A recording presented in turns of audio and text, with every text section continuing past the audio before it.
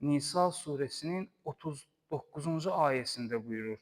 Ayənin məzmunundan anlaşılır ki, Allah Taala həmin dəstəni məzəmmət edir. Allah Taala buyurur ki, "Və məzə əleyhim." Nə olub onlara? Nə üçün belə edirlər? Və məzə əleyhim. Nə üçün onlar belə edirlər? Ləv əmənu billah. Əgər Allaha iman getirsəydilər, vəl yevmil əxir. Axirət gününə iman getirsəydilər.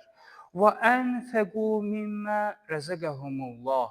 Allah Taala'nın onlar üçün verdiyi ruzidən infaq etsəydilər və kənəllahu bihim əlimə. Allah Taala onların etdiklərindən xəbərdardır. Allah Taala onların etdiklərini bilir.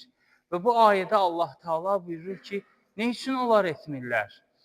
Məsələn, bu cür insan düşünə bilər ki, Allah Taala'nın ayırdığı ruzi, Allah Taala'nın ayırdığı pay bir sıra insanların ruzisi də əlavə olaraq digər insanların öhdəsinə düşür və həmin o öhdəlik qiyamət günündə hesab və sorğu-sual olunacaq.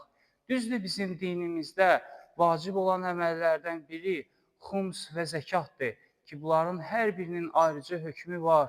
Quran-ı Kərimdə ayəsi var.